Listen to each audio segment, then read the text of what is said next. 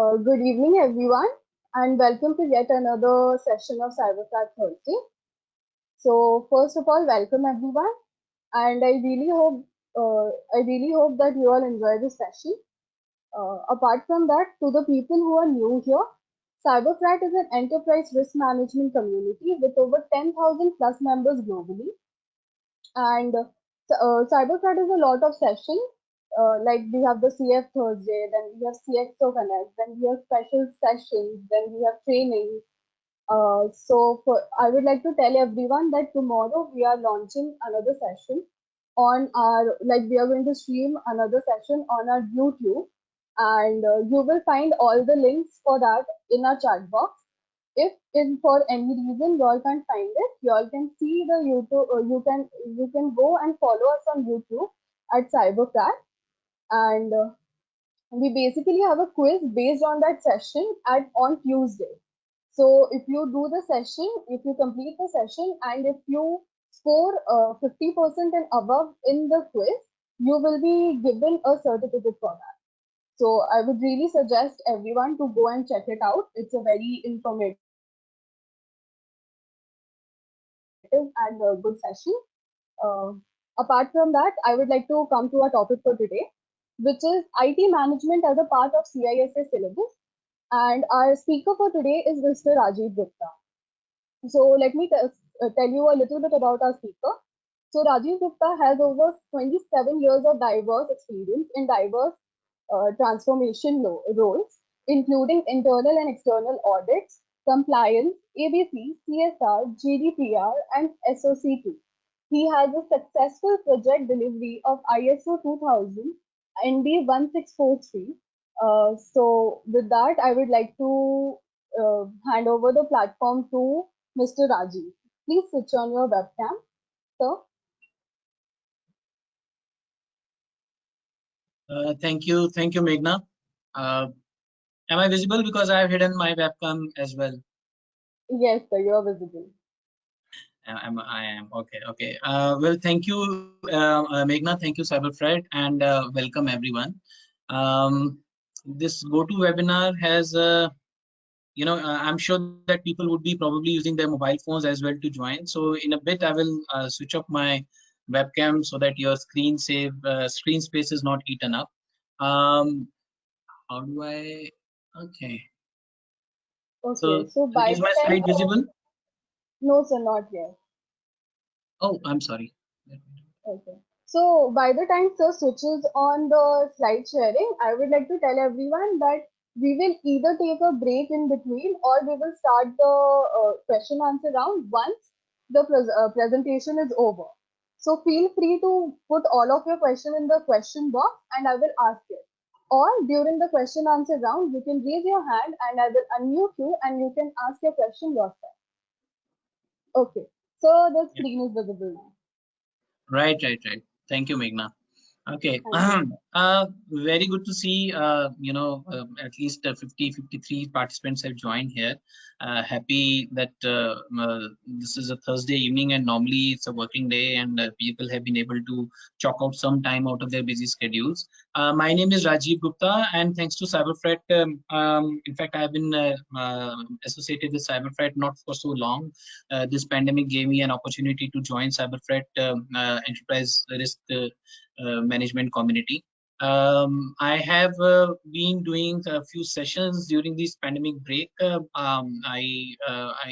Meghna said, I have a very high number of years of experience. 27 is a huge number. I'm not sure even if some of you would be like maybe 27, 28 years of age. This particular session is focused on study as an online study group for CISA, which is Certified Information System Auditor. In fact, I am also like you an aspirant, but I have already done the, how should I say, gone through the course. I have taken up a few batches already. My students have, some of my students have given exam, they have cleared as well. And I thought that this will be an opportunity that we can start for our own community here, in terms of if people are interested to target for this particular examination in their future career, then it will be a good opportunity for us to come together and study together. So we are going to talk a bit about CISA examination. So as you would know that CISA is basically an examination conducted by a body called ISACA. The whole CISA syllabus is divided into 5 domains, starting with information system auditing process, which within the examination, if we talk from the examination perspective, it carries 21% of the weightage. This purely talks about auditing process. If any one of you is like a technical person only and would like to focus on technical domains, then probably CISA, because CISA is more focused on the auditing as a profession. But in my view, I think because the technical people or the teams get audited all the time, so as an auditee also, it's a good opportunity in case you are in a leadership or a management role, then you should probably definitely undertake CISA study so that you understand what is the mindset of the auditor. So this particular domain, obviously, because the title says Certified Information System Auditor, A stands for auditor. So this is about providing the audit services as per the standard that ISACA manual dictates. The second domain is around governance and management of IT.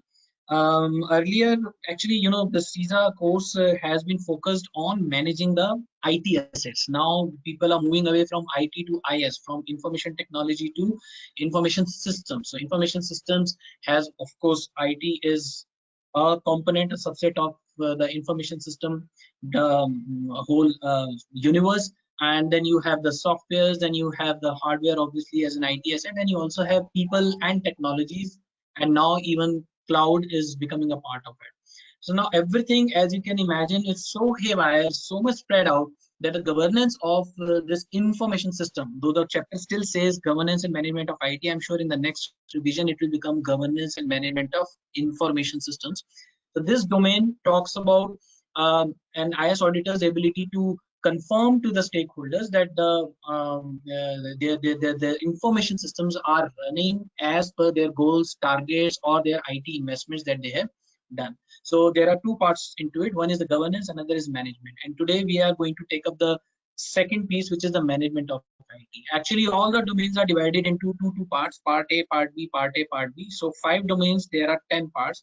So the third domain is the least expensive, I would say, but it is the lengthiest of all the domains because it talks about software development, life cycles, and a lot of technical terms. In fact, the whole ISACA manual is 987 pages strong. And if I tell you, I have gone through that manual at least 7 to 8 times, and every time I find something or the other which is something from one domain was left unfinished in that domain, and suddenly they repeat the whole thing again in another domain, or they did not finish it there and they pick up the pieces in the second domain. So like any standard, because like a standard is always linked to clause 6.3, it will say further to clause 4.1, things like that.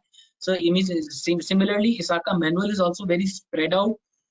In my view, initially when ISACA started, then they had the whole thing structured in their mind and they wanted to go in a particular flow, in a particular sequence. But by the time it became huge, heavy, and spread out, they reached out to hundreds of experts in those various topics, not even domains. Each domain has at least 20, 30, 40 topics.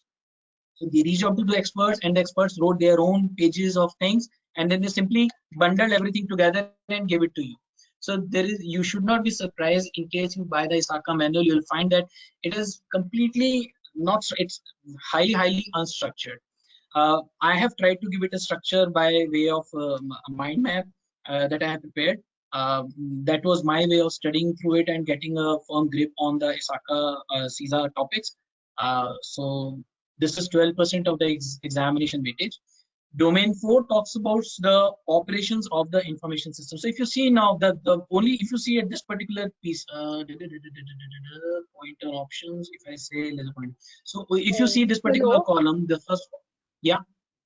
Sorry, sir. I'm very sorry for interrupting. Actually, I just wanted to let all the attendees know that you will only get the certificate if you attend for 45 minutes and fill out the feedback form, or else you won't be given the certificate. Okay. Thank you, Okay, sir. I'm thank you, really Meghna. sorry for interrupting. No, no, no, no. It's okay. It's okay.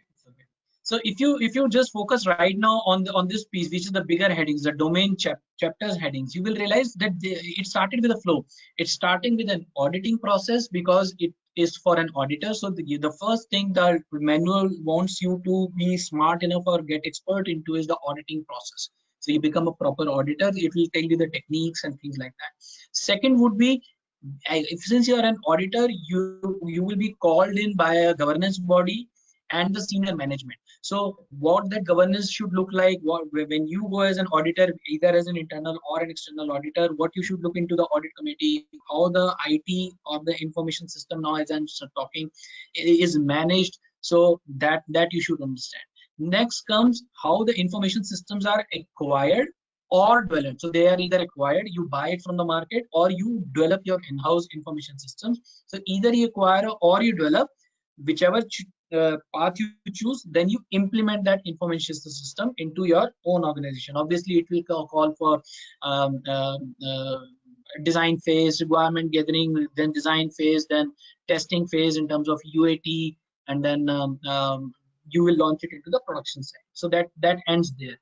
Fourth becomes once you launch into the production space, which means this information system, whatever assets you implemented, then it becomes operational.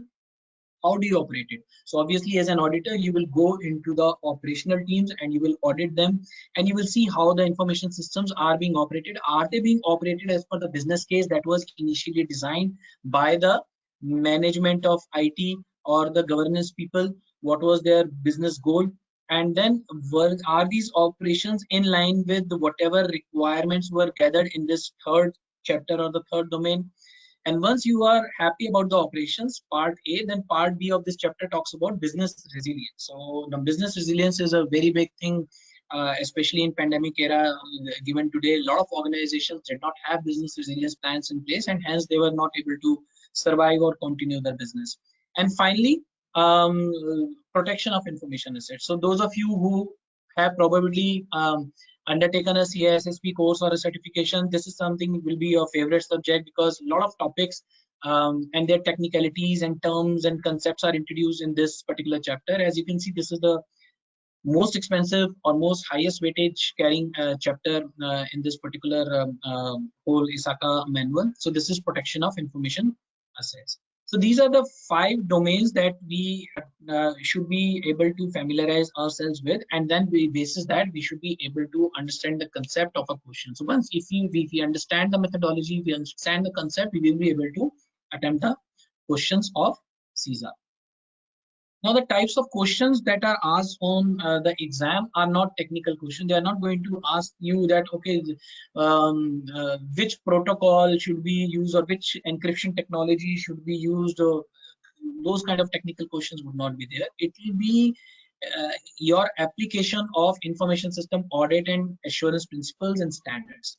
So as an auditor, you have to be inch deep into the technology. You should understand what that technology does, and hence they have given pages and pages and pages and pages of, I can conveniently take away out of 987 pages, I can easily take away a good 350 to 400 pages as don't even have to read it, in my opinion, because there are no questions out of that. The whole thing is around the concept of what that particular control or decision or acquisition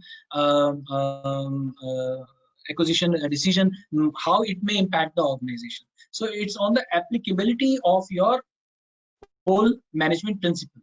Now, since these manuals and these exams are standard across the whole globe, then obviously sometimes you will realize that in India context, you might not agree with the correct answer. Hence, after going through the manual, it's very important for you to go through the question bank that I'm going to show you in the upcoming slides, so that you understand what is the mindset of ISACA in terms of attempting those questions. So that is very important. As compared to CISSP or CCSK, I would say these questions are very easy, but still at the same time, they are not that much easy in terms of people get probably overboard in terms of getting overconfident. The passing rate is less than 50%. and for the first time attempt, it is probably a lesser percentage. So it's very important for you to devote at least good 3 to 4 months time properly, at least 2 to 3 hours per day, and maybe more time over the weekend, so that you can familiarize yourself a couple of times on the concepts of CISA, ISACA, and then after that you are able to attempt the questions. Now, the exam is based on, how should I say? This is not a linear scale. You can score as less as 200 and at the most 800 in the exam, which is a 4 hours exam consisting of 150 multiple choice questions. And if you are a member of ISACA, then you have to pay $575 as the examination fees. In case you are not a member of ISACA, non-member fees for the examination is $760. The passing benchmark is 450, the score. If you have correct answers, you can score up to 100 to 150 questions. For 100 questions, if you are able to answer 100 correct questions, you will get a minimum score of 450, which is the pass percentage. In case within those 4 hours you are not able to answer even 100 correct questions, then your score will be less than 450 and you will fail the exam. So the result will be available as a pop-up immediately on your screen, and the proper certificate and things would come in the due course. These are the materials. On the top, you have the review manual, which is the 27th edition of 2019 job practice. In India, the paperback version is available because they don't get printed in India. Both the paperback versions for the manual and for the question answers bank, they are available on Amazon at this, but they come and they go like hotcakes. It's not necessary that right now you search, you might not even get them in the stock. You have the option to get this particular manual in a soft copy as well. So soft copy is immediate, you don't have to wait for the shipment, and it's quite cheap as well. Member price is $109 and non-member is $139. But there is no soft copy version of the question answers bank, and member price is $129 and non-member $159. And if you add up the shipping cost and the custom duty and everything for India, this was as per the dollar price. These prices fluctuate. I took it in October for one of my previous batches, so I am using the same slide here. All right. So as I said, for domain 2, which is governance and management of IT, there are the part A, which is the IT governance piece, has the IT governance and IT strategy. It has the related frameworks, mention of related frameworks, though the CISA candidate is not tested on the frameworks as such, but then yes, those are mentioned within the manual. Then what is the difference between the standards or the policies and the procedures? That has to be understood from auditee as well as the auditor point of view. And then you go in for the organizational structure, enterprise architecture, risk management, enterprise risk management, which is ERM, maturity models, and then various laws, regulations, and industry standards which can affect the organization. So you'll find all the financial related laws, HIPAAs and Climate Beach Acts and everything from US and Australia, all those mentioned over there. They're mentioned there and they're taking the space in the 987 pages manual, but you will not be tested on any of the laws. You'll be asked to apply your knowledge of it. In case it's a healthcare organization, obviously your question will be related to something like HIPAA, but not exactly on the technicalities of HIPAA, things like that. So before we start with the topic today, which is IT resource management, Meghna, are there any questions from the participants group right now? If anybody has raised any hands or something? No, sir, not as of now. Okay. No, we don't have it as of now. Right. So this jumping frog is actually my way of reminding myself and my participants is that like a frog can jump from anywhere to anywhere without any warning. Similarly, the manual or the study material from ISACA can jump from anywhere to anywhere without any warning, without any linkage. The index does not have the page numbers. There are some very basic things, hygienes, which are missing, and it becomes very difficult to go through the 987 pages. My own soft copy is marked with so many color highlights and comments that I can't tell you. It has become all the more confusing for me as well. But then yes, anyways, the objective is not to scare you, but to probably prepare you what is in store when you try to go for CISA exam. So let's start. So the IT resource management, what happens is that now, as you can see, within the IT resources, you have everything. You have your actually this should be IS resource management, information system resource management.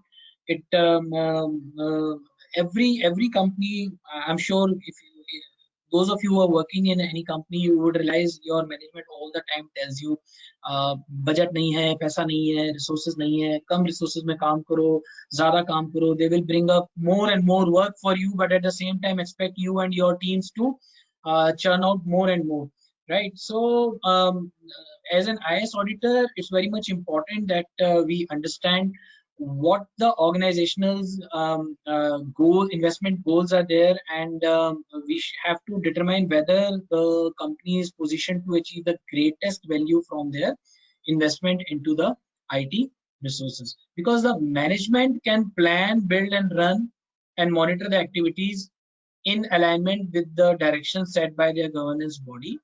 But IT management has to ensure that they not only deliver the financial benefits, but they also deliver on the non-financial benefits. So, for example, improved customer satisfaction, better information, shorter cycle time.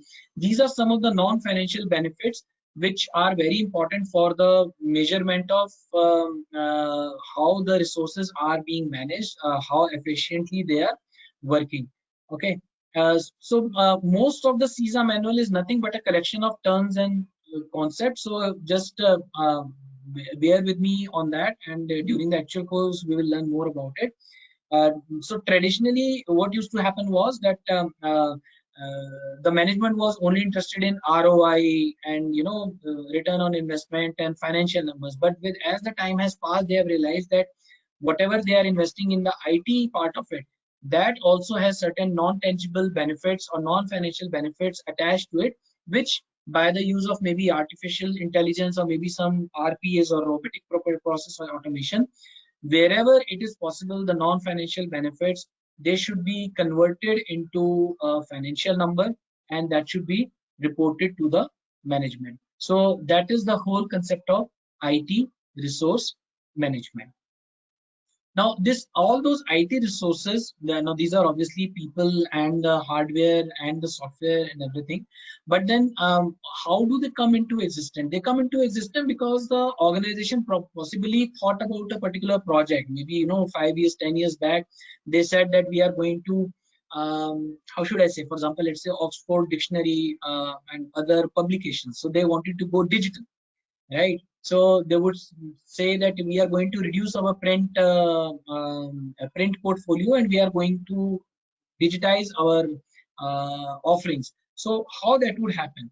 For that, they have to create a portfolio. All right. So what is a portfolio? What is a portfolio to you guys? I mean, just forget about CISA or anything. What is a portfolio? Meghna, if you can possibly read some answers from the chat. So really sorry, but no one has answered. If anyone knows the answer, please put it in the chat box. Yeah, they will now do it now because I've just asked, so maybe another 15-20 seconds. And yes, what do you understand by portfolio? So I think a portfolio, according to me, is something where we put up all of our information, our achievements. That is what I understand by portfolio. Right. So as I said, that the CISA manual will introduce new global terms. Okay. So even if you understand your term in some kind of a context, it's advisable that you go through the CISA manual and understand what is meant by terms like portfolio, terms like steering committees. What do you mean by risk analysis? So, for example, there would be technology, there would be management terms like steering committees, governance, risk analysis. There would be financial terms like portfolio on this slide. And in domain 3, 4, 5, we are going to see many technical terms which probably a CISSP candidate would already know, but it will be introduced to us. Okay, so IT portfolio is nothing. It's basically a collection of all the possible projects which are related to IT. So a portfolio, for example, mutual funds, right? So we have a portfolio of equity instruments and debt instruments and things like that, and fixed deposits. So similarly, IT portfolio is a portfolio of IT related projects, which is depending on the portfolio from business strategy. So accordingly, the IT assets that I showed you in the previous slide, IT asset management, those will be aligned to business strategy portfolio. And if there are any changes required to be done to them, as I said that, for example, Oxford Dictionary wants to go digital, then those portfolios will be changed, and accordingly, they will be checked from time to time whether they are still aligned with business strategy, or do you need to invest more into the IT assets to give you better return from IT investments. So basically, the IT, what we have to remember as an IAS auditor, what we have to remember as a CISA candidate from the examination point of view is that anything which is in a question is asked, if the answer, one of the option is to achieve organizational goals, that would be probably a very good candidate as one of the possible options. Because anything and everything in the whole book says that whatever you have to do, you have to ensure as an auditor, you have to measure it in terms of whether it is aligned to your business goals, your enterprise goals, your top level goals, whatever English they are going to use. That will be one pointer. You can immediately spot that out. Another would be, for example, there has to be a business case around any portfolio. There has to be a business case. From examination point of view, there have been questions around that if you have an IT portfolio, if an IAS auditor is reviewing the IT portfolio of an organization, then what he should look for as the first thing. Okay. Now, this particular implementation of IT portfolio would include what? It will include risk profile analysis. So we are doing domain 2 here, but in domain 1 we would have done the risk profile analysis or risk analysis. What is the business impact? What are the vulnerabilities? What are the threats around the businesses? And then we would do the risk priority and risk rating of those business processes. What are our diversification opportunities? Within the diversification, we are going to look into whether we should do it in-house, whether we should outsource it to a third party or an external vendor. Is it our core competency? It's a non-core process or not? And then again, continuous alignment with business goals and continuous improvement. So the whole idea of deploying these IT resources and managing the IT portfolio is to have the continuous alignment with business goals and continuous improvement. Another important thing that this particular chapter domain talks about is balanced scorecards. I'm sure many of you would have heard of enterprises going in for balanced scorecards, where they measure the performance of their organization. But ISACA says that balanced scorecards are not the foolproof methods.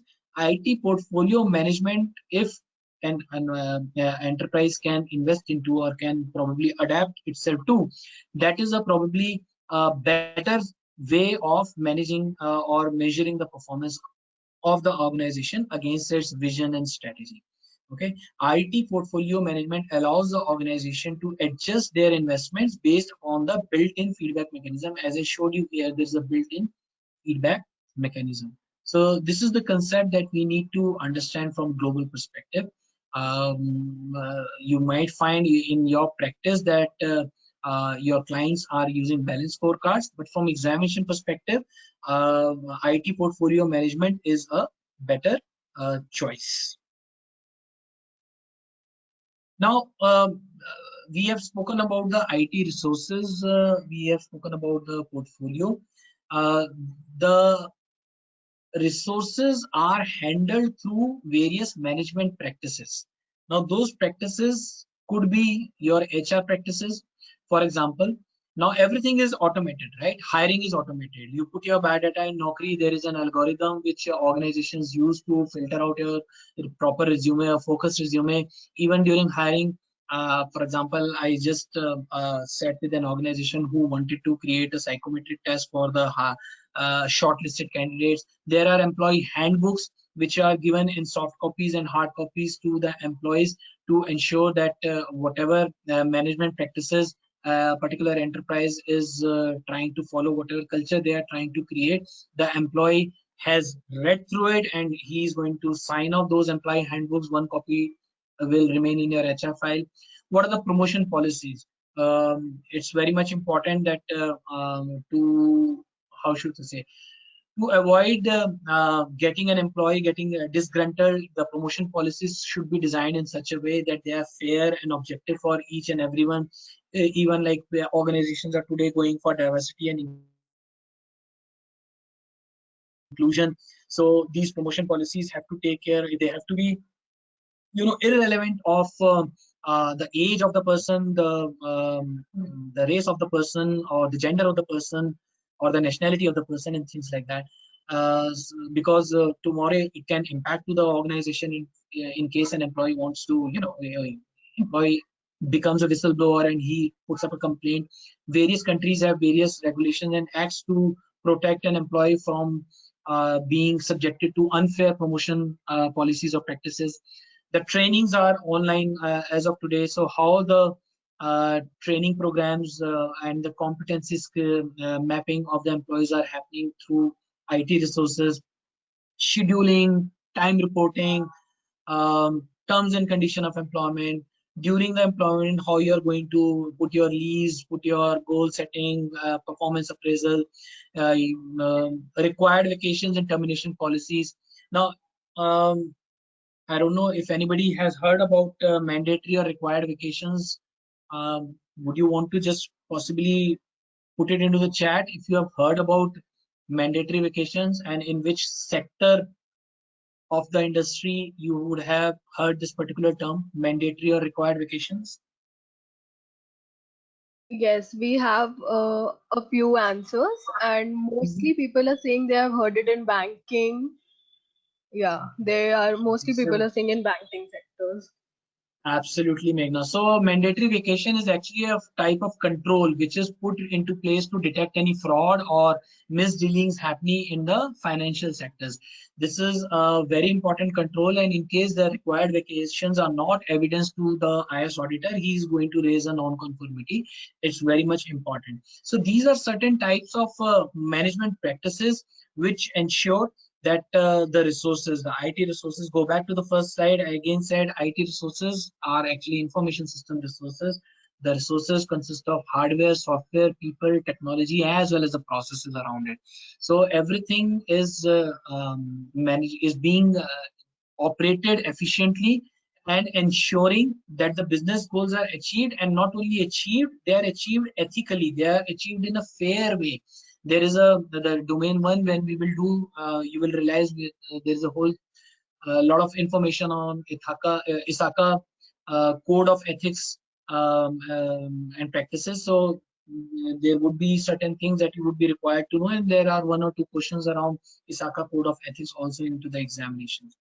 So human resources, one thing, because what happens is, if you go back 5, 6, 7 years behind, you will realize that the IT department was a support organization. You would dial the IT department guy number and say, "Bhai, मेरा computer नहीं चल रहा, LAN नहीं आ रहा है." He would come. If this poor guy will bend down in your at the floor, he will go below the table, and then he will do all those ugly things that you would not want to go below your table and do it yourself. He was in your shoes all the time.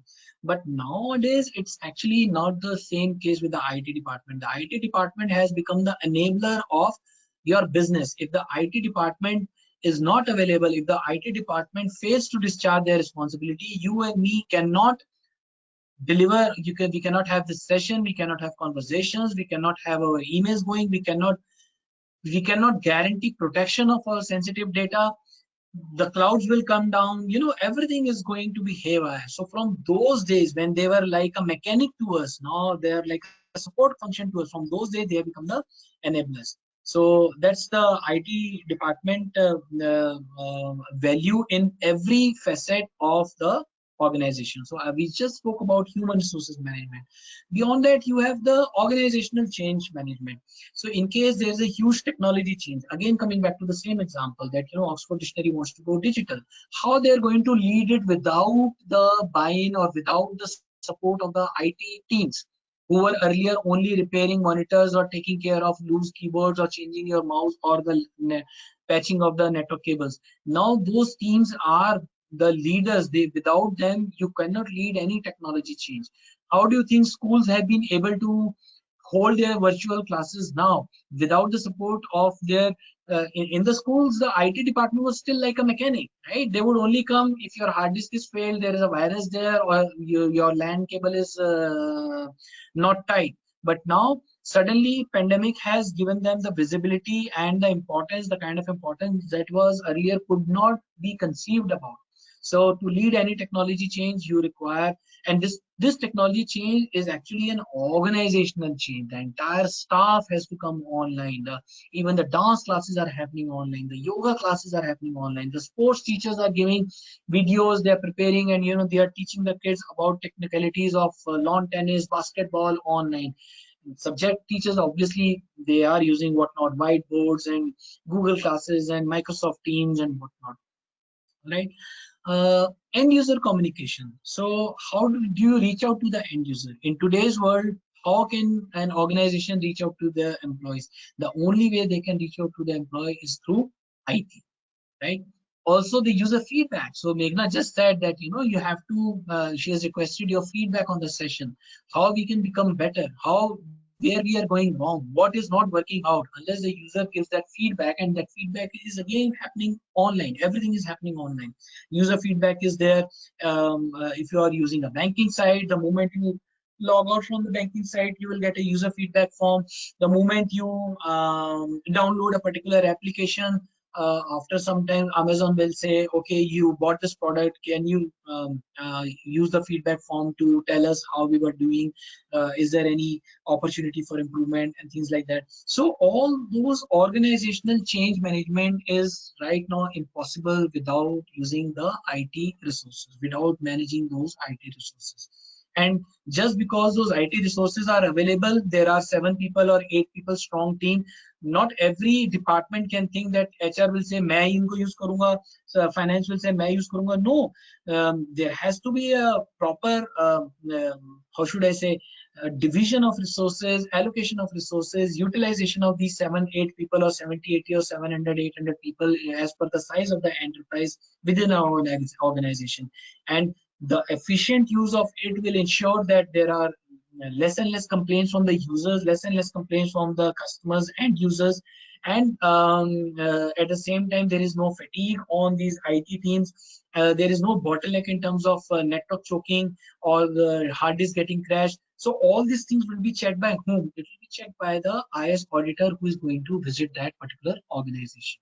So he's going to audit the IT management practices. He's going to review the policies, the procedures for these various departments, and he's going to give his opinion or findings in terms of whether the organization is doing right or not doing right. Financial management.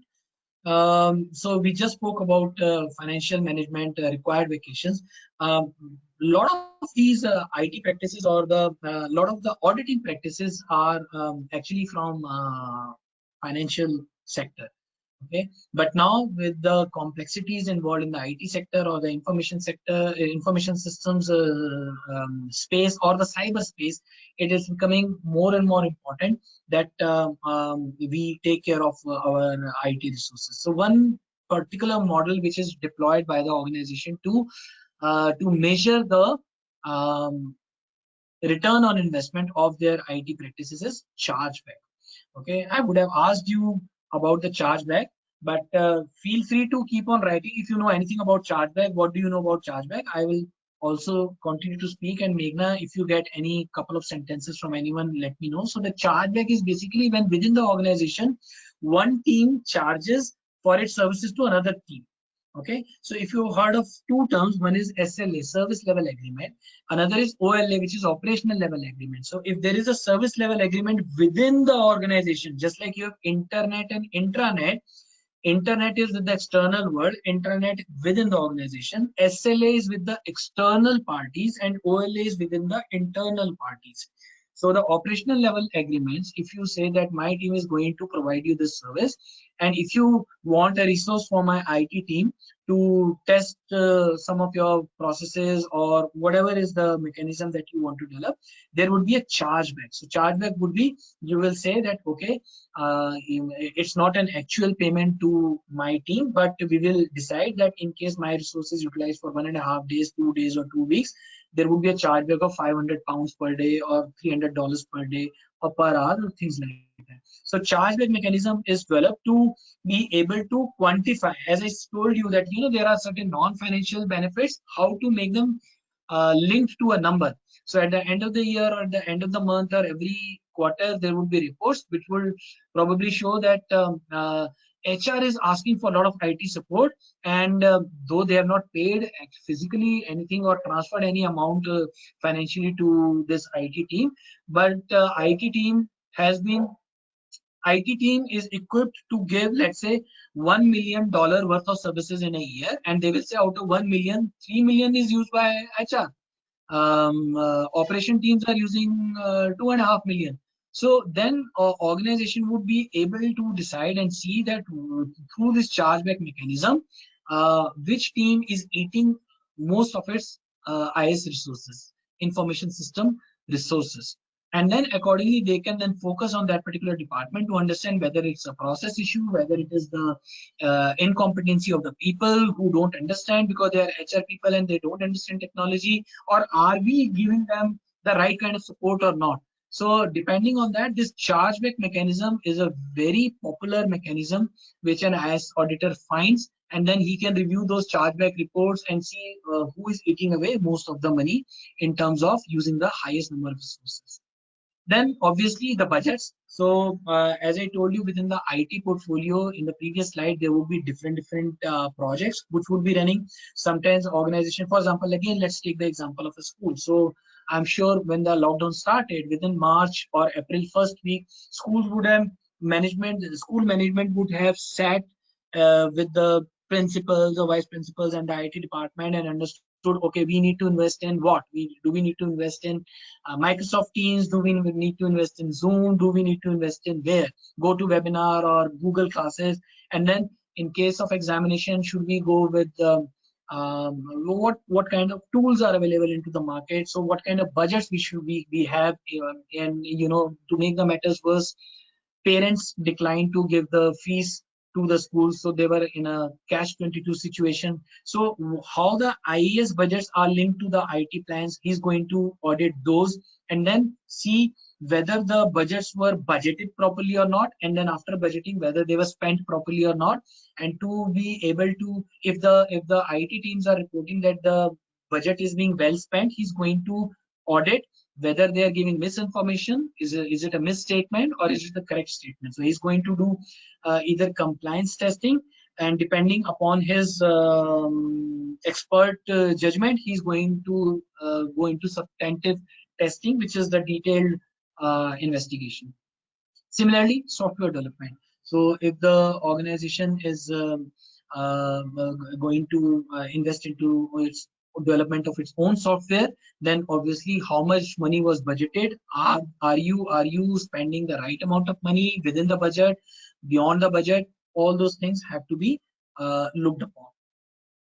Then finally, information security management. So as I said, the last domain is about the security of the assets. So the IS auditor is going to look into the business impact analysis, business continuity plans, and disaster recovery processes. So these are some of the things that under the IT resource management domain, the IS auditor should be aware or should be prepared to be exposed to when he goes into the organization.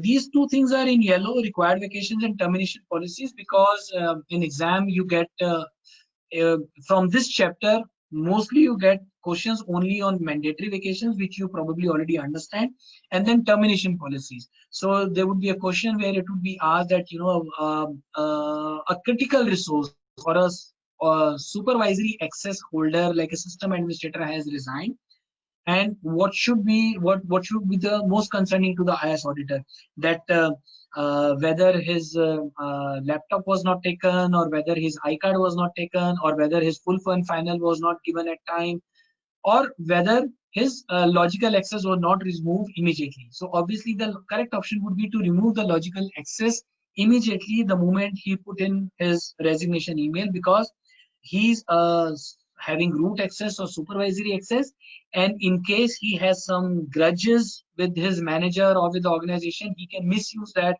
supervisory access to steal the data, or to create how should I say, malware, or leave a worm, download a virus into the network, or give supervisory access to somebody else who is his friend, and he can remain into the network even after leaving the organization. So these are the kind of questions which you will face in the exam. So you will have to use your best judgment. So for example, when you say, is honesty is the best policy, yes or no?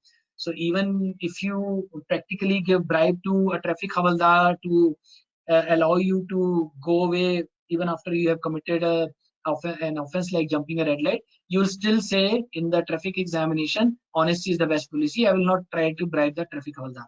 So you have to think from the examination perspective if you want to clear the exam.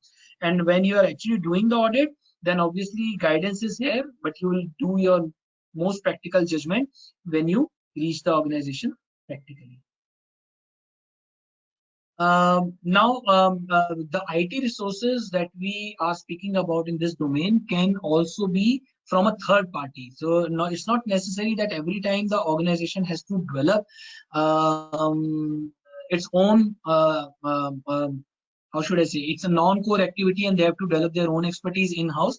They can always go out into the market and they can acquire a service provider and then manage that service provider sitting in their organization, looking at their screens, how the service provider is giving the reports and things like that.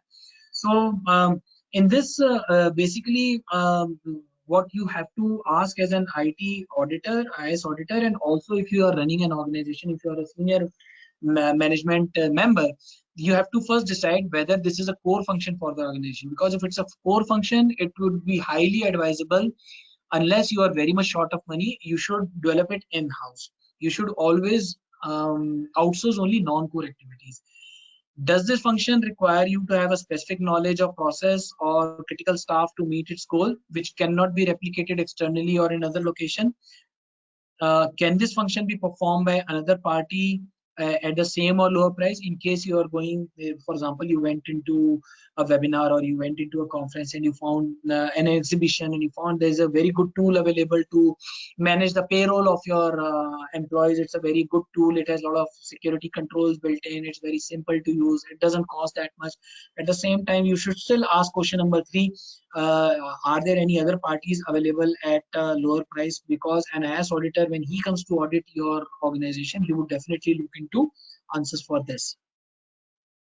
What kind of experience you have as an organization hold in terms of managing third party? Because managing a service provider is also not khala ji ka ghar. It's a tedi kheer. It's a difficult piece of job, because over time the organizations tend to develop complacency in terms of giving easy access to the third party provider personnel, in terms of not monitoring the service provider so thoroughly, so periodically, in terms of going soft even if there is a big blunder done by the service provider. So what kind of experience do you have?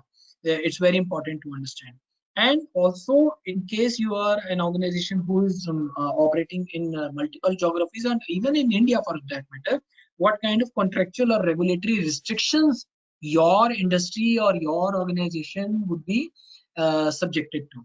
So obviously, some of the people I'm sure would be belonging to financial industry or banking industry. And banking industry has lots and lots of regulation for any new change, for any new IT project, for any new investment, for any new organizational change decision. You have to go to the legal department and ask them, guys, we are thinking we should do like this. Is there any regulatory restrictions on us which may prevent us from undertaking this activity? Yes or no? Okay, so very much important to be aware about these kind of questions. So once you have, and these are just some of the broad questions that as a professional or as an IAS auditor you should be aware of. The answer should be documented. Necessary stakeholders should be involved to make an informed decision. It should not be that some of this Gujarati bhai had this dream and he said अब मैं अपनी telecom company का share यहाँ बेच दूंगा वहाँ बेच दूंगा. It cannot happen on the whims and fancies of the single promoter. So if you're doing it, you have to do it with a proper procedure, proper way. And then once you decide, then you have to define that what function you are going to outsource it. You have to design the service levels that you require. Why? Because ultimately for that outsourcing function, and remember, please note it down, we are going to uh, have this question many a times at across all domains. It's a decision making, it's a management conceptual decision making question, that who is accountable. Guys, we as an enterprise are accountable. The enterprise is accountable even if they outsource certain activity which is a core activity or a non-core activity. Accountability to the law of the land, to the regulators, remain with the uh, client organization, the organization itself.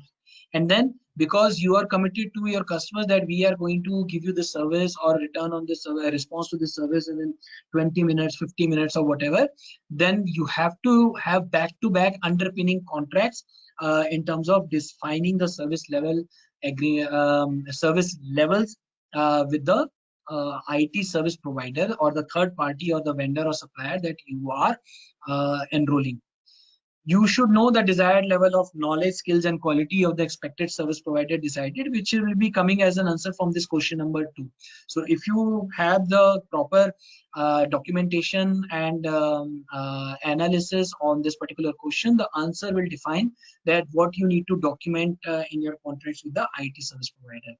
You have to know the current in-house cost information to compare with the third party bid. So obviously this is the decision, because your shareholders, your stakeholders, your top management is going to ask that, okay guys, what if we develop our own in-house payroll solution? How much is going to cost? Then you can say, हमारा बंदा ही नहीं है, we don't have the know-how. If we hire this kind of a person, we will require at least 3 people or 4 people team. Every person will cost me at least 20 lakhs a year or 30 lakhs a year. So this will be just the resource cost. Then we'll have to find a cabin or a room for them, or we have to allocate a seat for them. We'll have to buy computers for them. Then we'll have to buy licensed software so that they can design those softwares or codes into that particular programming language. So whatever is your in-house cost, and then you compare with the third party bids and then take accordingly the decision which is cheaper, which is most cost economical to going for.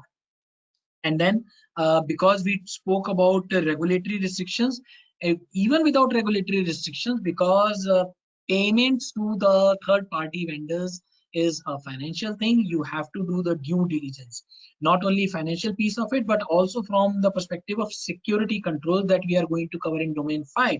You have to do the due diligence that whatever security controls you wanted to design in domain 3 during the development life cycles, are they going to be available from domain 5 into the IT service provider or not? How you are going to do that? You are going to do that through due diligence of your potential third party.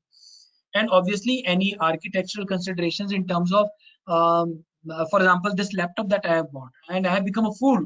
I mean, 27 of experience, I have become a fool. I bought this laptop with the lifetime Windows 10 and lifetime home edition of MS Office 2019. And day before yesterday, Google sent me a notification in my feed that whoever is buying it with the MS Office 2019 is an eyewash by Microsoft, because it doesn't come with Outlook, it doesn't come with MS Teams, it doesn't come with any of the professional applications for which now I have to buy a Microsoft Office 365 subscription, and I have to pay them monthly. So this MS Office 2019 is not scalable, and if pandemic would not have happened, then in 2021 Microsoft was planning to retire support for MS Office 2019. So these kind of architectural considerations, you have to be ensuring that, okay, I'm going with this IT service provider. Now this IT service provider, you will find even the cloud service provider. So you know that in the market, the two most popular ones are Amazon AWS and Microsoft Azure. Now Google Cloud and Oracle is also picking up, and IBM also. But then you have to see that what are the, now Amazon is the oldest one, but it has very high limitations that people are discovering now. Okay, there are so many limitations. Google has a limitation: you cannot create a it's a global cloud everywhere, you can't create virtual private cloud, VPCs cannot be created. Microsoft Azure has its own limitations, that the architecture is not portable or compatible with any other cloud infrastructure if the organization wants to migrate to another cloud in future, or if the organization wants to utilize services from two or three multiple cloud providers. So these kind of architectural considerations are very much important to understand your contractual requirements, and obviously with regulatory. So regulatory would be like your privacy related. Going to a public cloud is the first thing that pinches you is the privacy, GDPR. So you have to understand.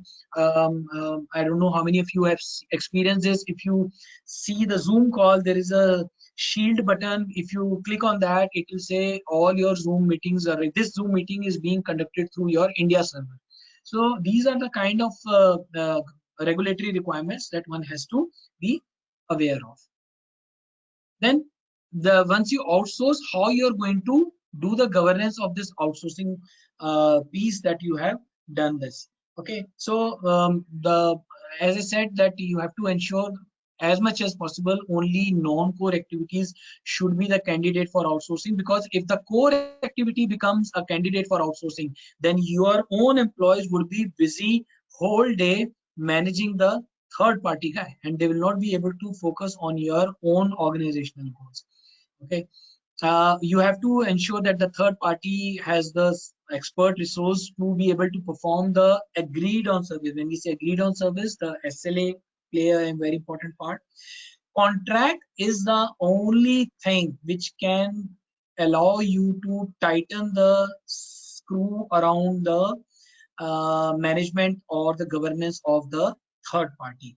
So the contract has to have proper definition of SLAs, and there has to be a couple of clauses. For example, right to audit. In case of a cloud provider, obviously right to audit is never there because they provide SOC 2 reports. But in case it's not a cloud partner, it's a other partner, like you have outsourced the development of a particular software to some agency or a team of software developers, then you have to ensure that right to audit, as well as right of periodic change to the contract negotiation, contract terms, and the SLAs are defined clearly to be able to do the governance. Periodic third party audit reports, SOC 2 reports are the third party reports which are produced every 6 months. There has to be a defined relationship management guide. If you think that your procurement team signed the contract and your CFO is responsible for managing the relationship with the software development third party guy or your payroll management guy, no, sorry sir, no. You have to have at least one or two key people within the organization who are dedicatedly deployed to manage the relationship with this outsourced partner in terms of having monthly reviews, any breaches from that third party, in terms of reviewing the SLAs and the KPIs have to be defined. All those things play a very important role in the governance of the third party. So in the exam, once again, you will have certain options that there is an outsourced partner, and these are the options. And which option do you think is the most concerning? Actually, the examination questions of CISA are like most, least, first concern that comes to your mind. So 90% of the questions, 85% of the questions will have in capitals: first, most, best, least, most serious kind of a thing. And rest 15-20% would be without those first most thing, but still they will be applicable questions.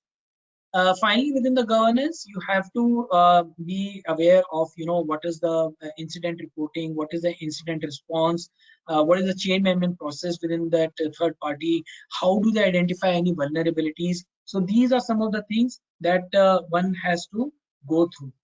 Okay. So before we move on, I'll just come up with a question. Meghna, if you can help me.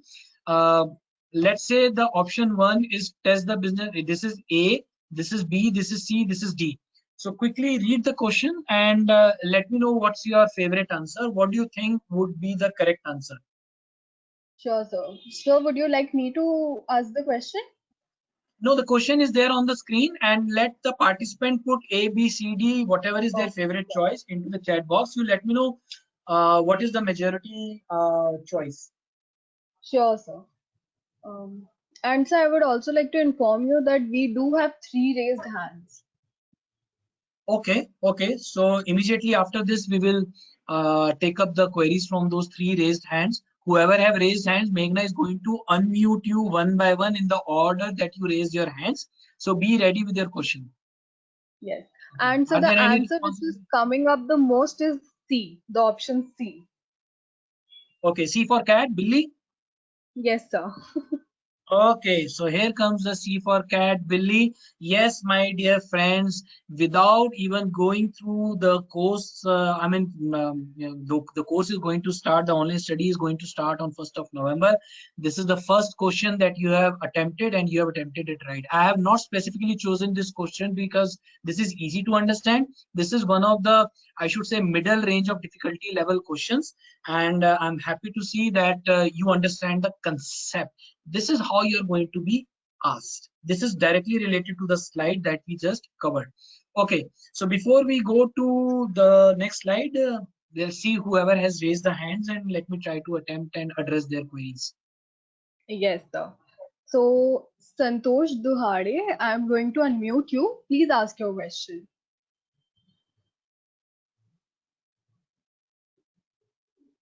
Santosh? Hello, sir. Yes, Yes, Am I audible to you? yes, yes, yes, yes. yes. Hi, sir. Sir, my question is related to outsourcing of IT processing. See, recent RBI coming with the new guidelines for IT processing, IT outsourcing actually. Whereas they're always referring about verification of outsourcing of staff, always referring about the process of IT outsourcing actually. That all things, is there any specific guidelines by ISACA? Yes, so ISACA, as I said, works on global standards. Unfortunately, RBI does not find any mention, or there is no technique or guidance on anything related to India financial sector. It is based on US mostly, or sometimes Europe. So in US there is ISAE standard, International Standard Attestation Standards for Attestation Engagements, right? Yeah. You heard about it, right? And there is IFRS reporting, internal financial reporting, something. I'm forgetting the S. So there, by in that, the guideline says that because the IT outsourcing cannot be quantified, it cannot be quantified into a number. You cannot say that my software is for 5 rupees or it is for 5 million rupees. You get my point. In fact, in India, this is the major bone of contention with the TCSs and Wipros and Infosys who are housed in software technology parks and those kind of commercial buildings. They are not able to tax them properly because they are not sure whether the financial value of their software services that they are giving to the various clients, what is that value. So no such guideline is given. Again, ISACA or CISA guideline is a guideline. It does not give you a foolproof, actually operational level technique. It will leave you not 30,000, it will leave you like 10,000 feet above the ground. And then from there, you as an IS auditor, and obviously IS auditor is not required to design any control around that. He's going to audit. And if you are an auditee organization as a client, you have to then design the whole process or internal practices or define those financial values in terms of your own best judgment. So it will leave you to the point where it will say these are the checklists that you should take care of without coming to the judgment. That's it. But nothing around that is given as a guidance in the ISACA manual. Sorry, my friend. So in this case, sir, IS department is responsible for having outsourcing guideline, or the auditor will be responsible for internal auditor, or the person who is auditing, they can give us a guidance on IT outsourcing policy. So ideally what happens is that the organization, when it wants to go outside for the IT outsourcing, obviously the IT department is responsible for the technology piece of it. They are not there to define the parameters or the terms and conditions of the contract. They can give the values of SLAs that we require that the provider that you choose should be able to respond and resolve our complaints within this much of SLA. So they are going to define the SLAs. They are not going to design the terms and conditions, and obviously they are not going to talk about the financial parameters around the choice of the staff. Choice of the outsourcing partner. That decision remains with the top management and the finance teams. The role of the IS auditor here is, in case the top management wants to decide that, okay, we are going to decide by this and we require external consultancy, the IS auditor can be, his services can be enrolled in terms of overseeing this particular transition activity. That's it. So he's going to guide the management what all checkpoints to take care of. Management will go up to the last mile to define the financial parameters.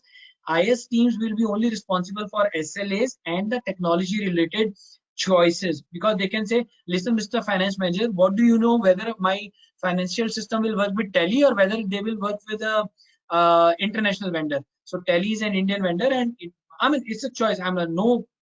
I just took the name Tele here because that is a very common financial system used across India. But then the choice of the software and technology related decisions can be influenced by the IS department, not the financials.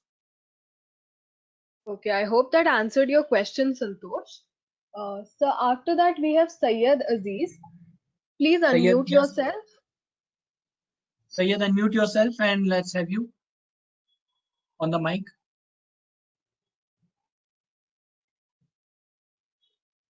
Syed. Okay, Syed, you can unmute. Yeah. Okay. Good morning, Rajiv. Good evening. Yes. Yes. Yeah. So I was just trying to clarify on chargeback. When you had given the example, can it be taken for chargeback when we are assigning licenses and all to different departments and then revoking the licenses in current scenarios of COVID? That can be considered under chargeback, or is it something? Yeah, that definitely happens. That is actually an accepted practice. So the organization, depending upon the software piece that we are talking about, that the licenses are either on subscription based like Microsoft Office 365, or they are on license based. So for example, Remedy tool, which is an ITSM tool, I have seen, it comes on the license base, and it has two categories, floating and the fixed licenses. The fixed licenses are very limited in numbers, and each license costs £1,384 per year. So you can then probably ask for the chargeback to the allocated department so that they make the most efficient. The moment you say chargebacks, not this department, they will say, okay, I have 20 employees, give me 20 licenses. You will say, okay, for 20 licenses, this is 20 into 1,384. So then immediately this guy will say, okay, let me go back and rework my math, and then He will say, okay, I don't want 20 licenses. I can do only with 3 licenses. I will rotate in my staff because I did not realize that my 20 staff members come in various shifts and I require these licenses only for the some critical piece of operations, and I have at any given point in time only 2 to 3 people in the shift who are going to do that critical piece of operation. So this chargeback makes the most efficient use of your software licenses, and I would strongly recommend as an IS auditor that you should go into that practice. You can make it pro rata in terms of sooner the organization department gives you back that license, you stop the billing. Otherwise, you mention that every month, this much portion of money is charged to you. The organization is spending 1 million in renewal fees or maintaining the licenses for these 100 licenses, and you are using $3,482 out of it. So that way you should charge back. It will give you the most efficient picture of how the licenses are being used. Well, that's a very good technique. Sayed. Thank you so much. Yeah. Okay. Who is next one? After that, we have Vishal Sharma. Please unmute yourself. Yes, Vishal.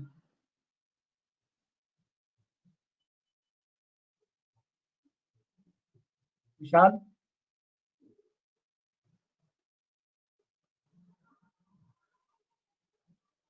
Vishal. Okay. Okay, so I can you think mute him?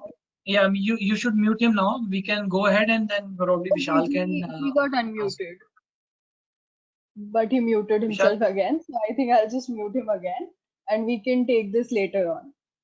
All right, fine, thanks. Okay, so as an IS auditor, what do you think could be the risks and audit concerns when you are going with an with a outsourcing piece here, which is a very important thing. If you reflect back, you will realize जहां भी आप काम कर रहे हैं, जहां भी आप जाएंगे, there is some piece of outsourcing happening. So you have to take care of the legal, regulatory, and tax issues.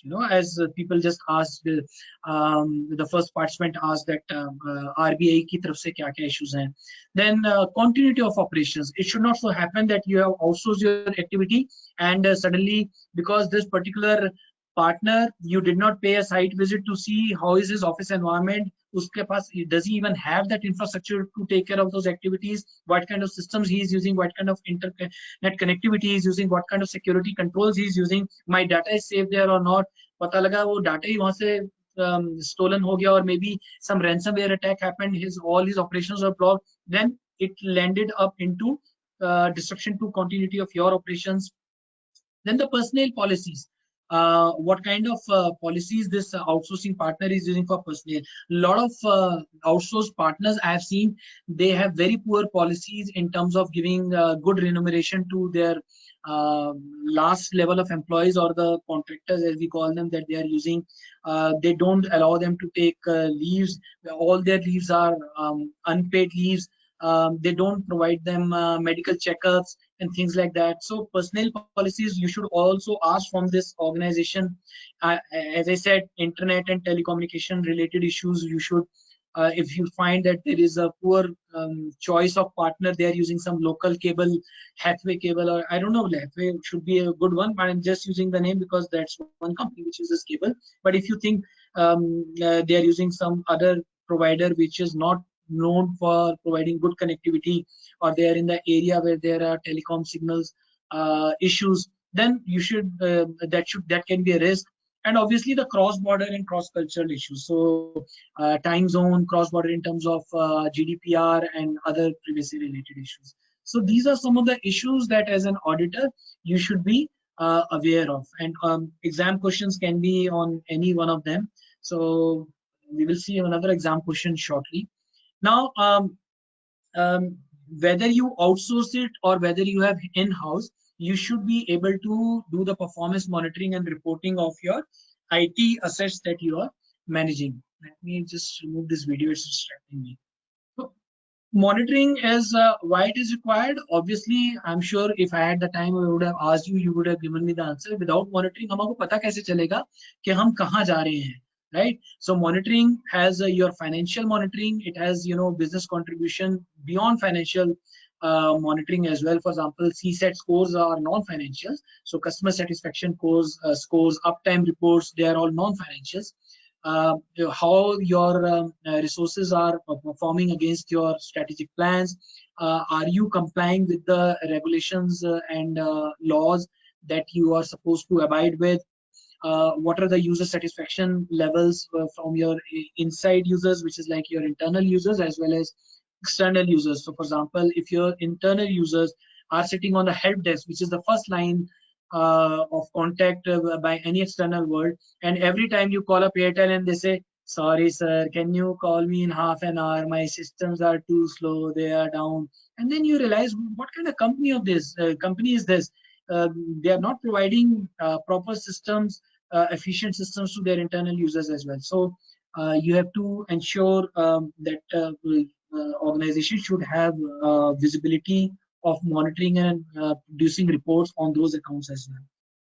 And then future oriented activities, like what are the emerging technologies, can you reuse certain infrastructure, what is the skill sets of your business people and IT people, everything is going online. So from time to time you should know that okay, I had this person 3 years back and he had a programming experience, or maybe in this team I have already 3 people who have programming experience, and in case you want to develop a small chatbot kind of an application or a mobile app, you can ask these people that can you take this up as an in-house project, as an in-house challenge, or because otherwise the organization will have to either buy or acquire a third-party application, or maybe give a contract to a third-party outsourcing partner. So these kind of things are very much important to be monitored and reported from time to time, because with this effective governance, you are able to reach the goals which are set from top down. Goals are always set from top down. The top management decides certain strategies and goals, and then they are finally broken up into more, how should I say, specific and measurable and achievable time-bound goals into the operational teams. And then those teams, when they are given their level of goals interpretations, they develop the matrices or the KPIs which flow from bottom towards up, and they are combined, and then all those KPIs then give you a visibility like a graph or a pie chart, and the management is able to see where the organization is going, and wherever there are bottlenecks. So the concept of performance monitoring and reporting of your information systems and your IT assets is a very key facet or aspect. Okay, once again, A, B, C, D. Read the question and give me the answer, please. Okay, so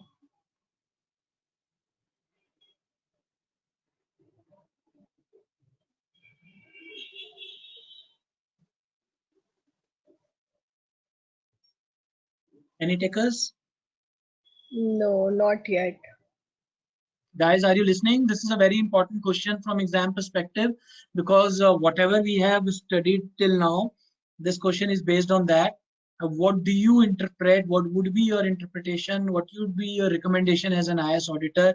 What do you think? And as you can see, the primary is, here it is in capital letters. Yes. Okay, so I think there is a tie going on between B and D right now. B and D. Yes. Okay. So No, some but of the people majority are of the saying, people are saying D. excellent. Yeah. So I will tell you immediately, whoever's first choice without blinking an eyelid was B, he's fit for a management position. And whoever chose D, that guy unfortunately is probably working into the operational teams, and his manager is always after his life, because D is the most important thing. He dreams, he sleeps with it, he wakes up with this. So it's not your fault if you have chosen D, but the correct answer is B. Okay.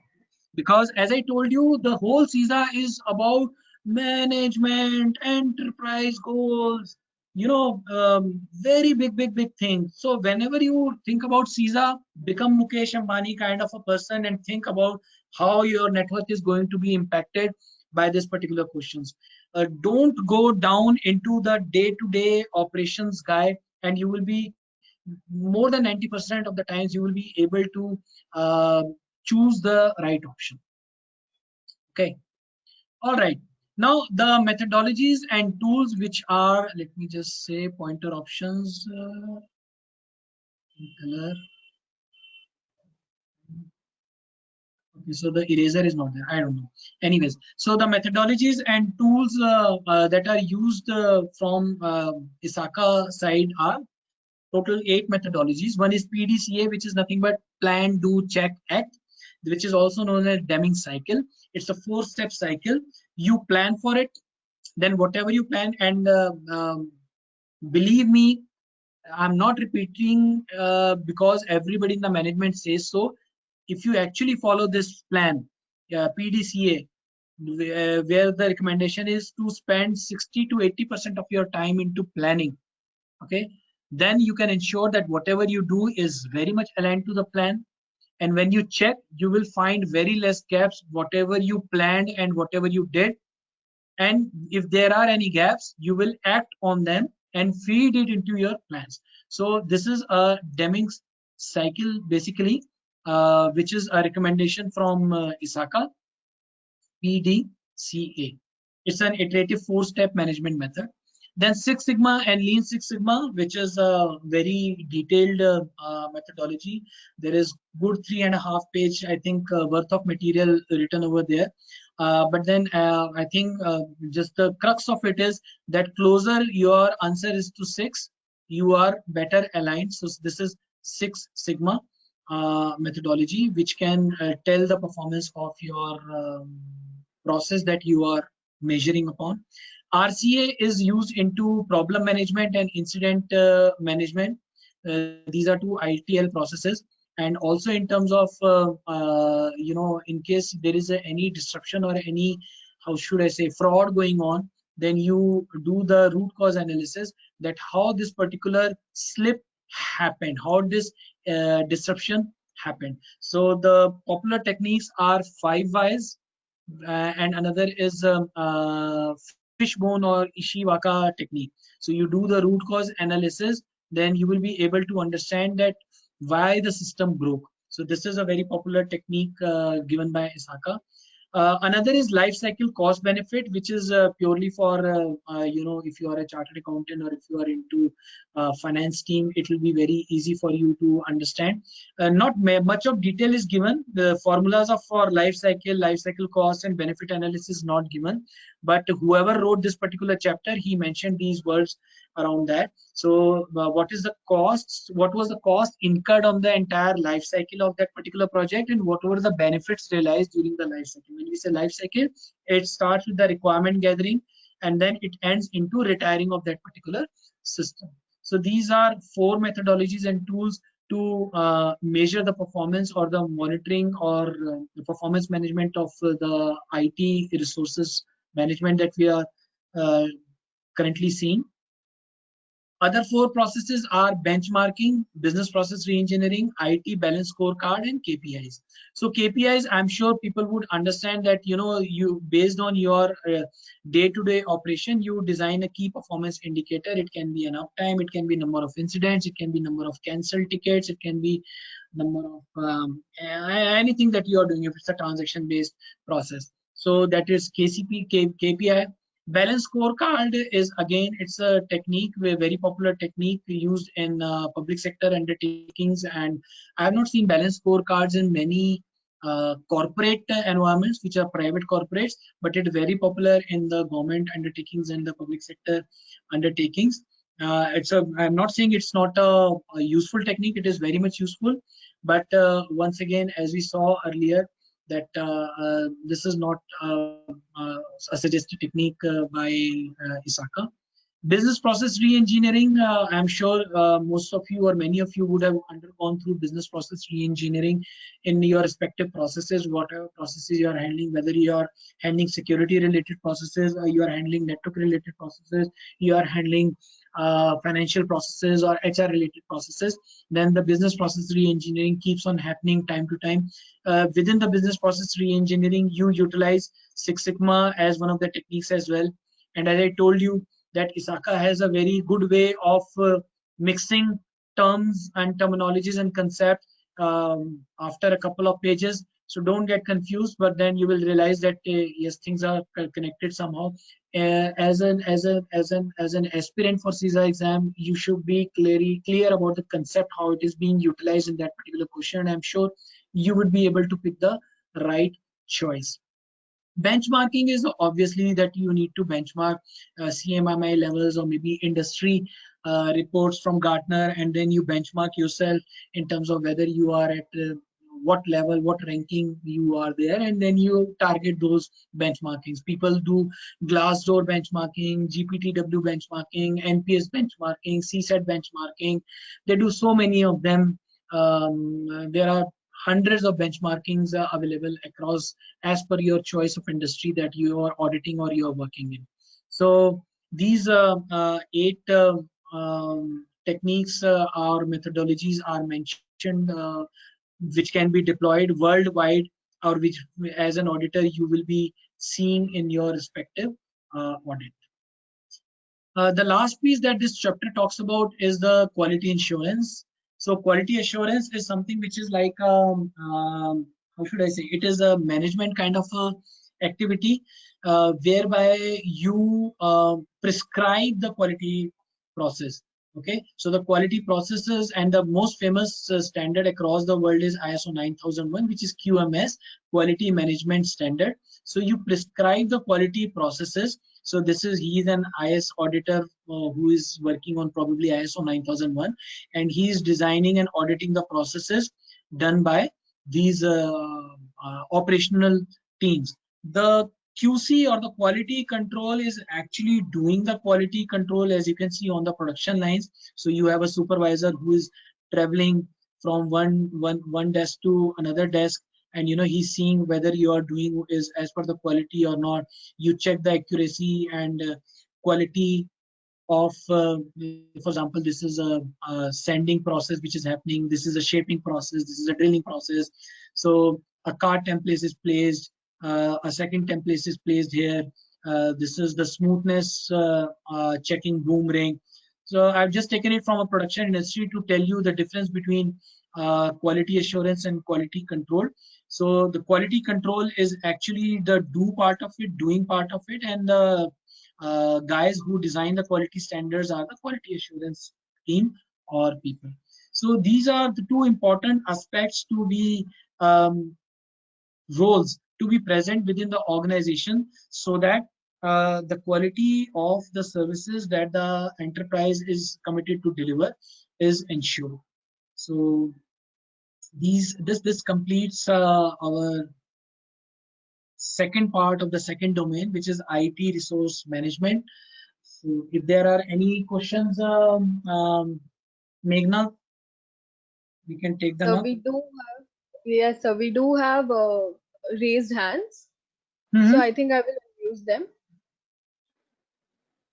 Okay. So the first person I'm unmuting is Rajesh Javeri. Yes, Rajesh, tell me.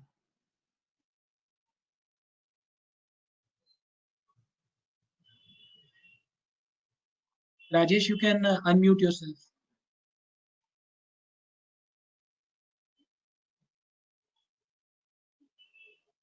Okay, I don't think that he's being able to unmute himself. There was a candidate called Vishal earlier. earlier. Unmuted. Okay.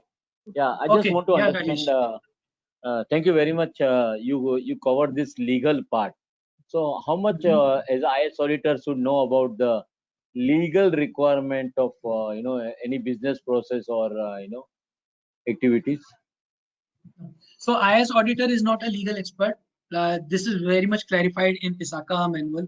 The manual will not test you on legal technicalities of any of the worldwide regulations at all.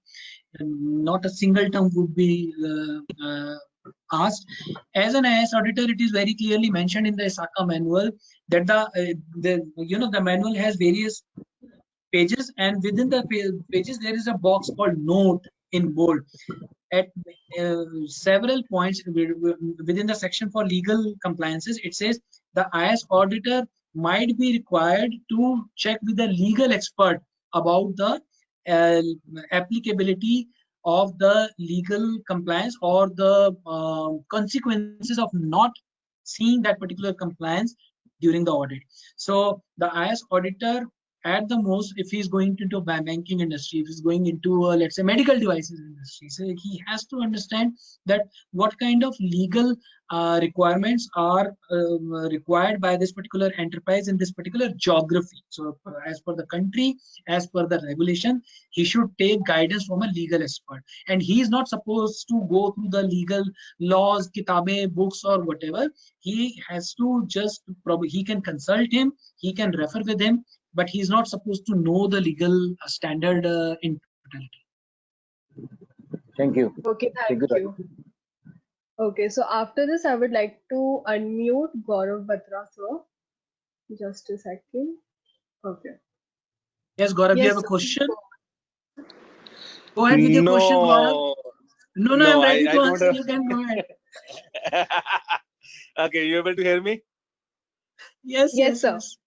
Okay, Rajiv, I just want to don't want to have a I don't have a question, but I just want to say what a fantastic presentation this is, and I know that you will help me to clear my CISA definitely. So I was just thinking, because it's 8:30 and people are leaving, so before we go to the question answer round, I think I just like to tell everyone that we are going to have Rajiv Gupta as our mentor for whole this November month. And I don't know who else gonna join me, but he's gonna mentor me to clear my CISA exam. And Rajiv, if you can provide some insights on that, that will be helpful. So Gaurav, during the start itself, I provided the insights. I think we have missed that, and the questions I have already taken up. I think you can announce that the online study group is going to happen from 1st to 30th November. Okay. Yeah, so this is guys. Once again, to repeat, all the 5 domains and their respective parts, so total 10 parts will be covered throughout the 7 classes or 7 online sessions that we are going to do, except the Diwali weekend. And how the questions are going to be asked, how they have to be attempted, I'll keep on giving you those guidances chapter wise. I will include certain questions which are guidelines or which could be indicative of what could be the real question into the exam, so that you can actually prepare yourself. And obviously, because the material itself is very, very, very difficult to understand, the whole objective of the study group is to make you conversant with the material, so that once if you read the material, you would know like this, how much I already know and what I need to pick up or underline, and then you can immediately start practicing your questions and prepare yourself for the examination. Yep, thank you Rajiv for that, and also everyone. So not only these sessions, the presentation, Rajiv has worked quite on that. Also we will have some weekly activities which will be designed specifically for you to focus on this, which even I am learning, and then lot of okay, yes, so lot of these things, and of course, so we are trying to put this year, Rajiv, you can go for the pricing as well. Where I just want to say that for all the people who are part of this particular session today, we are giving the 20% flat discount till midnight. So go ahead and book your seat so that you can join me to be part of this CISA journey. And of course, we will have a mentor like Rajiv, and of course weekly sessions, then daily discussions, WhatsApp group, and then we are going to learn from all the industry peer. And I just want to make this Diwali CISA wali Diwali. This is what I wanted to add. Thanks, Rajiv. Thank you, Gaurav. Meghna, are there any other questions people would like to ask? We can still take them up, because I don't want that people should go with any doubts in their minds. So CISA November is basically because we have, in US you have this for cancer awareness, they don't shave, so November is called Movember. You have a mustache and a beard, so this is a graphic for CISA November. Okay, yeah, go on. Okay, so first of all, I would like to inform Rajiv sir as well as Gaurav sir that everyone is thanking them in the question box section. Having said that, I would like to ask a few questions which have been here for a long time. The first question is by Krishna Kumar Jhala. and he has asked, how do we compare CISA with ISO 27001? Okay, so ISO 27001 is information systems related standard. CISA is very highly different from the ISO 27001 standard. I am a lead auditor, certified auditor on ISO 27001 as well.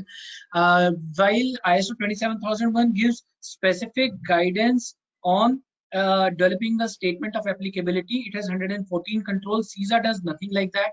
CISA is overall information security auditor.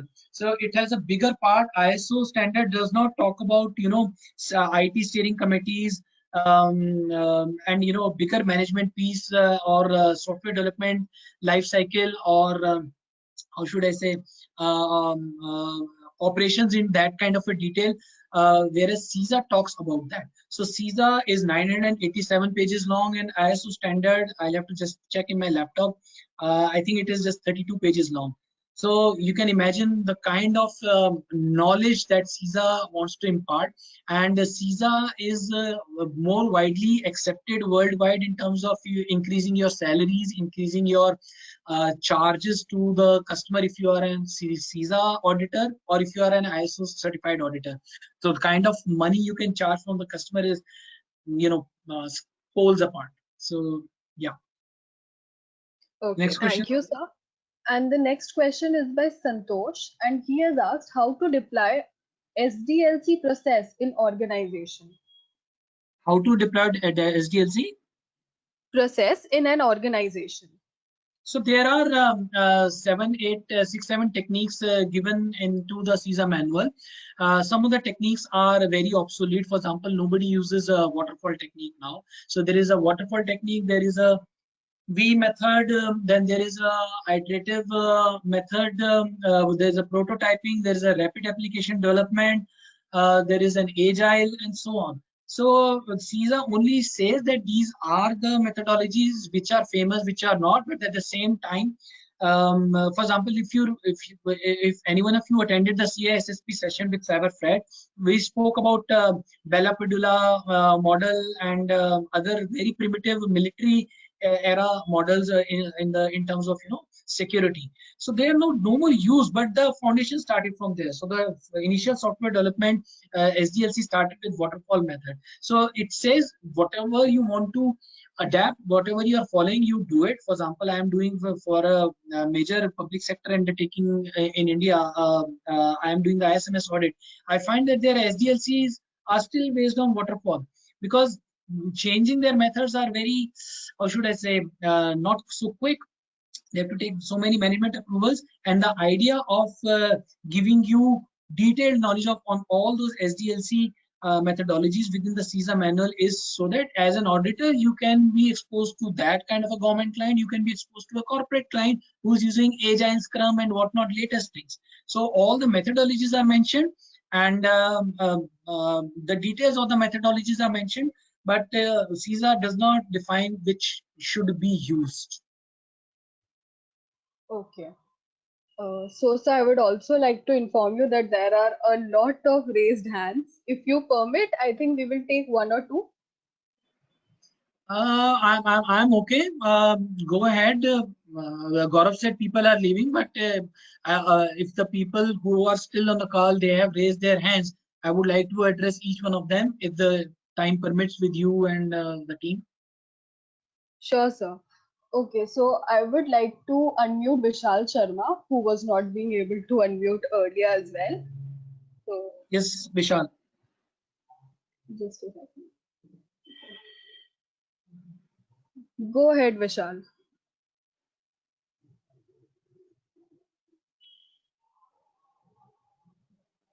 Okay, I think there is an issue with Vishal. So I think we will go to Manoj Lala. Yes, Manoj. Go ahead, Manoj. Yeah, good evening, sir. It was a nice session. Good evening, Manoj. Call me Rajiv, please. मैंने अपना video चालू किया, इसका मतलब ये नहीं कि I am looking very old on the video, okay? No, I am older. I am 53. Acha, this question is, we have 5 domains. So whether we have by some particular percentage for each domain minimum for passing? No. So all domains, there's a difficulty level actually. There is a difficulty level, which is there. Can you just give me a second? Just. Sure, sir. Okay, please wait for 5 minutes, so we'll come back and answer the question. Sure. No, I'm back. So all right. So there is no in the examination. How it happens is they start asking questions, and they will start with the simple questions.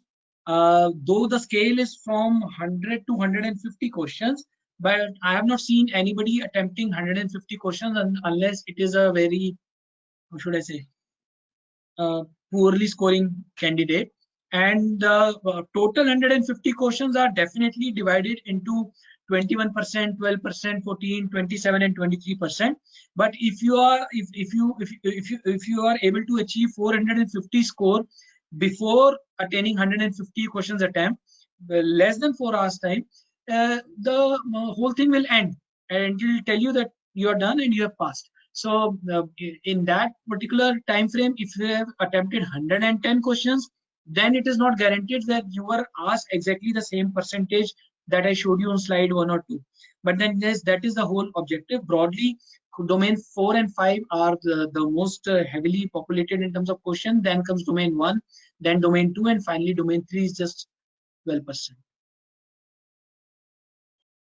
Okay, I hope that answers your question. So apart from that, I think if you would permit, I will unmute one more person, and then I think we will go ahead. End. Carry on. Okay. So Manoj, no, I think we did Manoj. After that, we have Akash M. Please go ahead.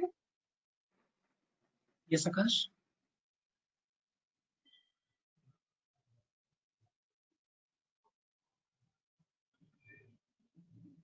Okay, I think he is not being able to unmute himself. Okay, so I think that's it then. Okay, so I would like to tell everyone that there are so many questions that I see. So I guess it is going to be a tough time for all of you all this November. So I think it's a very good deal that you all are getting right now, which is 20% off, and it is just till today midnight.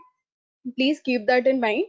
And the links have been provided in the chat box as well as the question box.